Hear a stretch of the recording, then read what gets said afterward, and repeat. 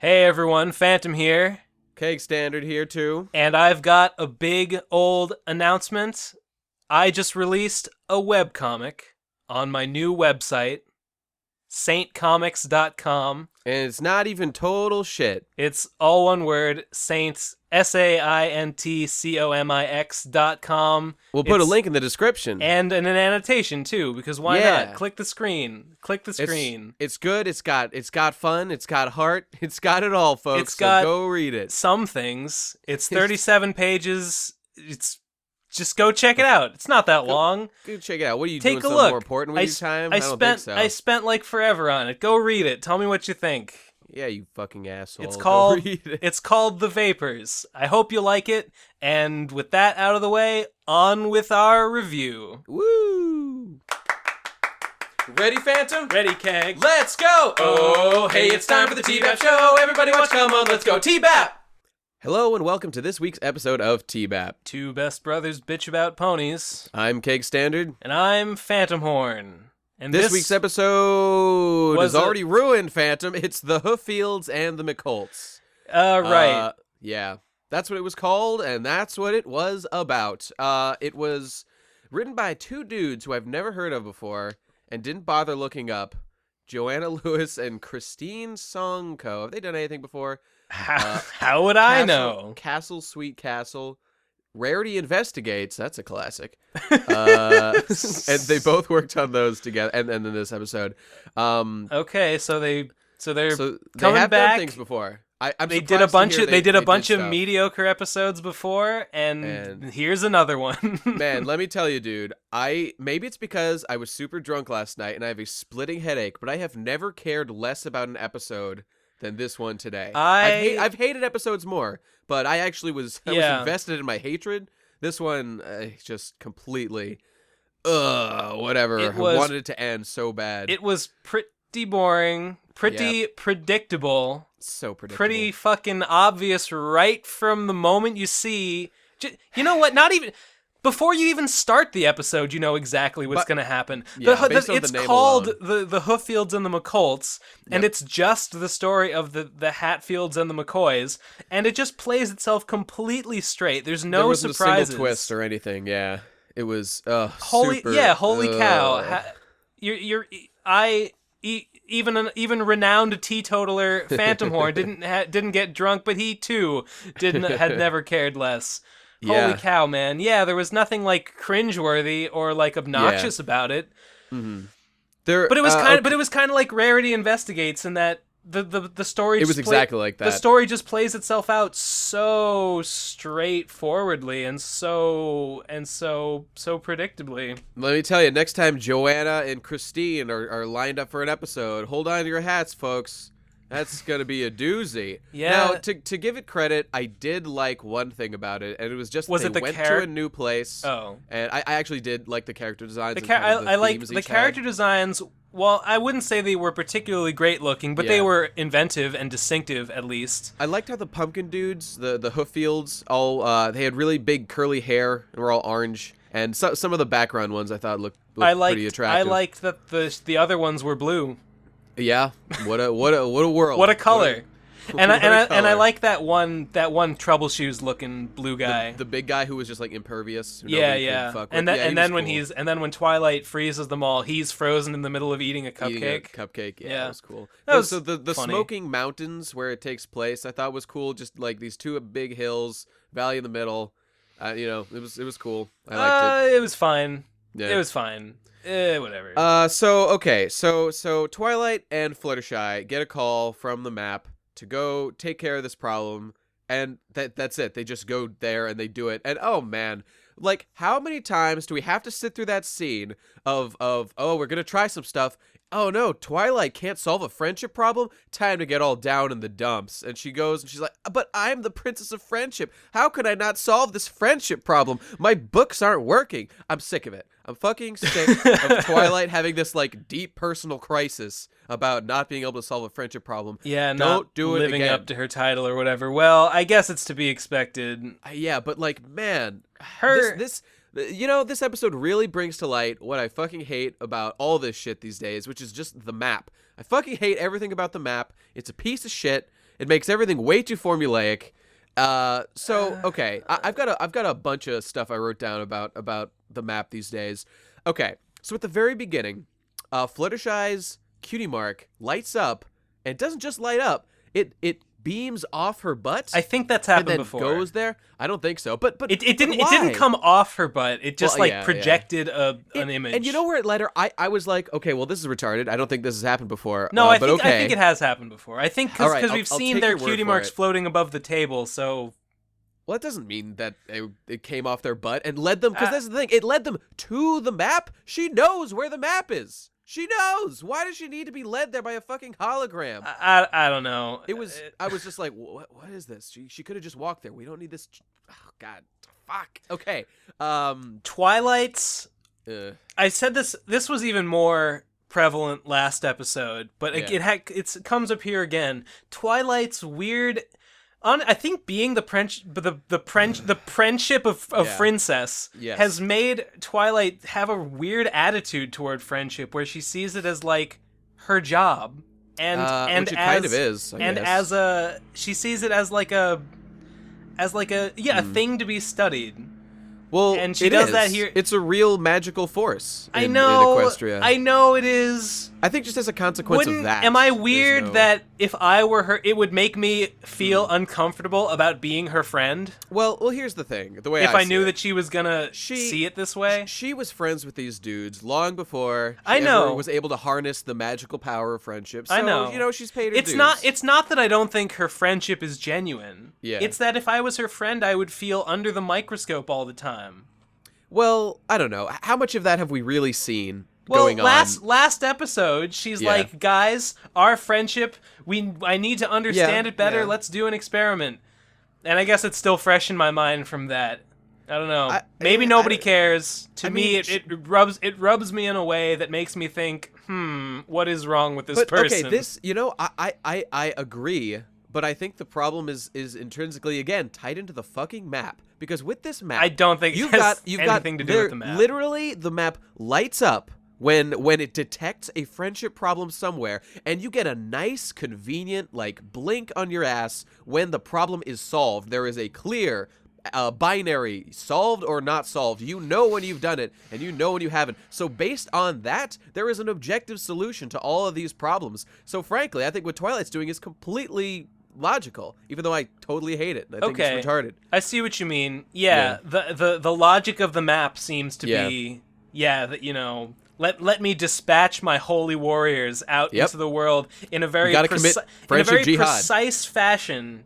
Just to surgically remove, whatever disharmony I can find. The map is some kind of sentient entity. It has to be. I was just gonna say the new main character since the beginning of season 5 is the fucking map. The map is the protagonist of the story. That's an interesting reading of the story. I like it. Yeah, me too. The map is the new main character. Yep, and we are all just puppets dancing to its whims. Fan fiction writers, get your dicks out. And I don't know what happens after that. It's your responsibility. I assume fan fiction occurs from that somehow.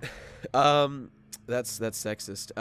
So okay. When at the end of the episode, when they're leaving, Twilight says, "Well, we've all been called by the map now. Is something gonna happen? Why would something happen? What leads you to that conclusion?" Because she's looking forward to the next one.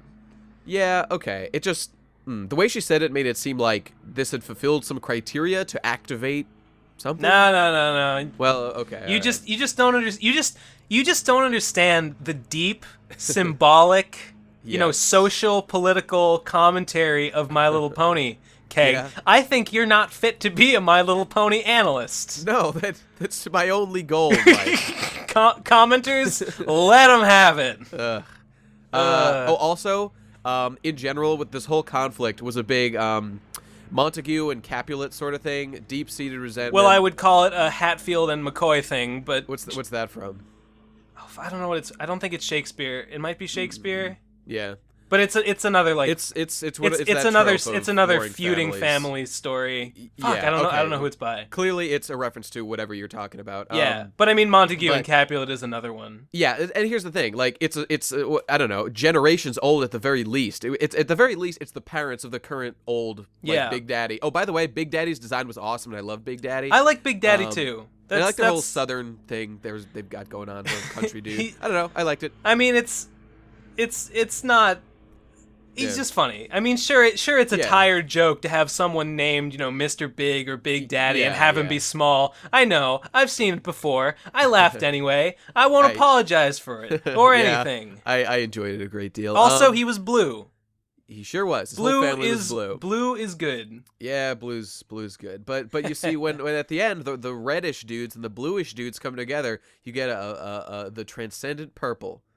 Which is the way that everyone should be in their aspirations. Okay, so what I'm trying to get at is I know it's a My Little Pony episode, and they're trying to blast through this as fast as possible. But is it really that easy to overcome a several generations long feud between families by saying, can't you guys just see that you're doing more harm than good with this feud? Like, it's true. I actually think I mean, sure, it's quick. Sure, it's unrealistic to expect a generation-long feud to be solved in a day. Of course. But for all that, I still actually kind of thought the resolution was believable because it's not, Twilight tries just saying, don't fight, it's not worth it. They have to be shown, a new thing that they hadn't considered. Yeah. Now, and, in the real world, of course, I wouldn't expect anyone to care about the animals. Yep. But in Equestria, I can believe that they would see animals being harmed and be like, oh, that's no good. Maybe we should reconsider. So I actually kind of did find the resolution somewhat satisfying, even if you could see it coming. And I mean, I guess you could praise it in a way because because they do foreshadow it. They show Fluttershy with the animals. And the animals, and she's meeting them, and you keep seeing these animals, not having any food or being put in danger. I mean, it foreshadowed it well, and it made the resolution sensible.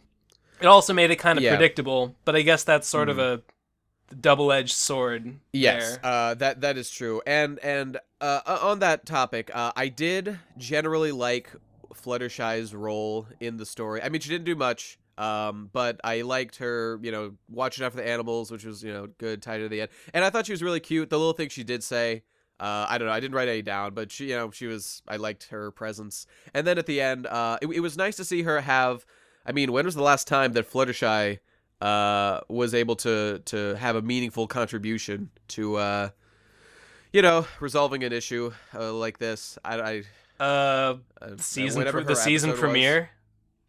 What did she do that? Oh, yes. She snuck around. Yeah. Mm-hmm. I mean, she failed, but at least she was doing things. I think she accomplished something. Yeah, that sounds right. So yeah, it was nice to see her doing something, and her animal talking thing actually helped. It resolved the conflict. So it did. Cool. It did. And thinking about that, I think I'm actually warming up to this episode a little bit. Because it works, it all works. There's a good reason. Works. I mean, you're right. There was a good reason for Fluttershy to go on this particular quest, and I guess there was a good reason for Twilight to be there too. I mean, Fluttershy was really the Twilight's key. role was to just be the mouthpiece for Fluttershy. So, basically, I mean, she didn't really do anything. That was her whole thing. All her plans failed. That's. By the way, at the end, I mean, throughout the episode, she's ripping out pages of her book. She's like, oh no. And at the end, her conclusion is, my bag of tricks wouldn't work. You have to, I don't even know, what? You have to get someone else to solve the problem? I guess, I mean. Your book is a great idea. We know, the map tells us there are binary solutions to these things. I mean. Keep the book. It's good. You're right. You're right. I mean, the main moral. Why doesn't she just write down? Sometimes you have to get animals to help. I know. There's your sometimes you have to get animals to help. Add that to Great the lesson. Book. Great lesson show. Yeah. No, I mean the main lesson of this episode is don't fight. or whatever. Don't hold grudges. It's pointless to hold grudges, etc. Which is fine. The secondary one, I feel like Twilight learns a lesson, but like you said, what is the lesson? Don't trust books. That's bringing books that's a great lesson. That's a great lesson. Don't get me wrong, and one Twilight has been sorely needing to learn for quite a while now. That's true.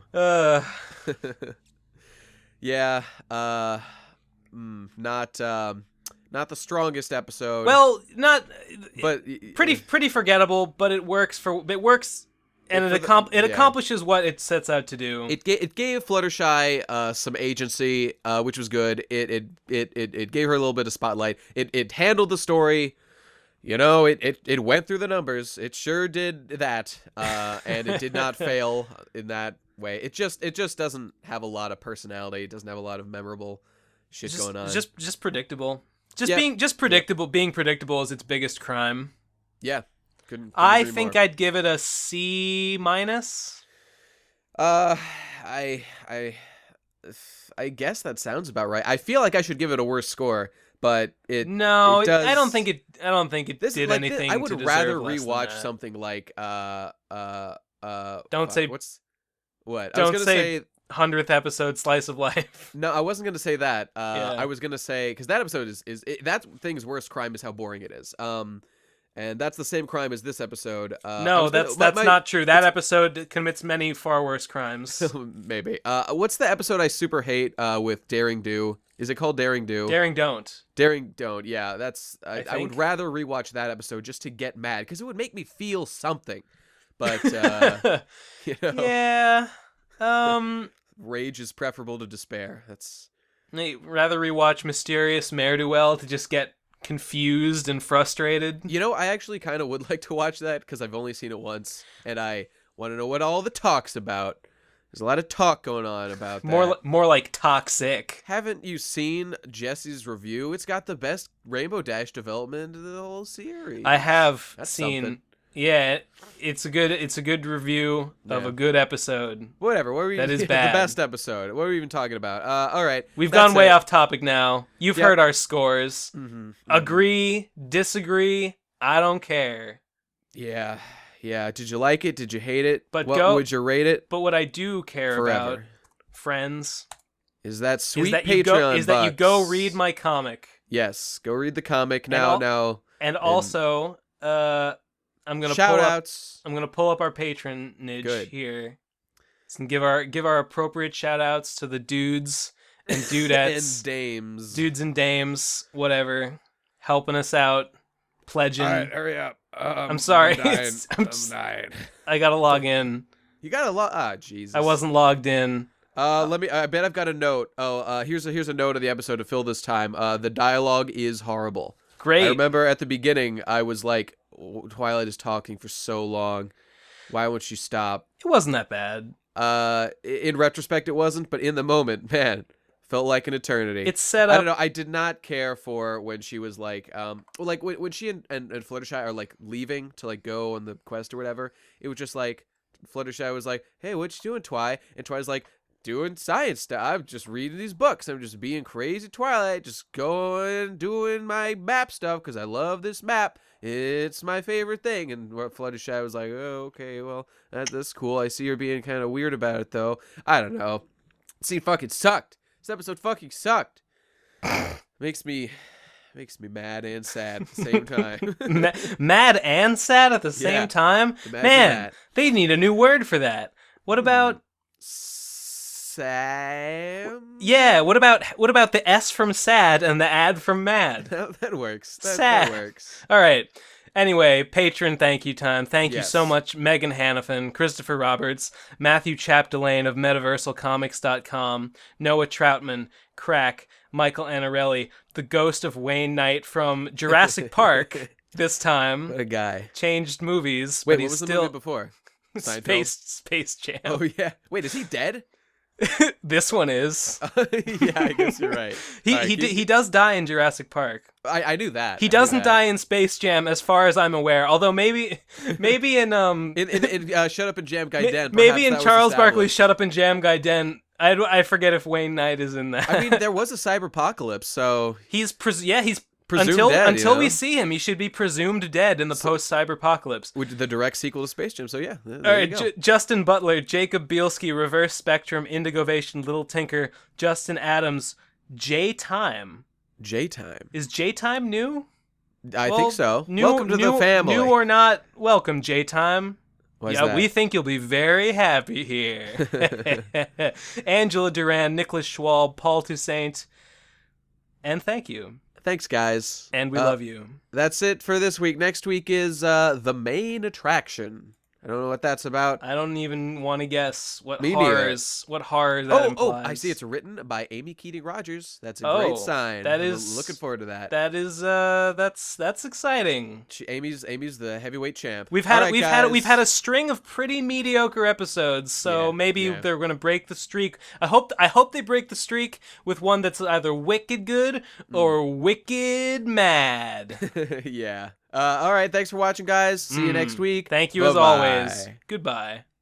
All right, fine. Hey everyone, Phantom Horn here. And Kickstandard here is due to oh shit. I'm restarting the recording. Okay, fine.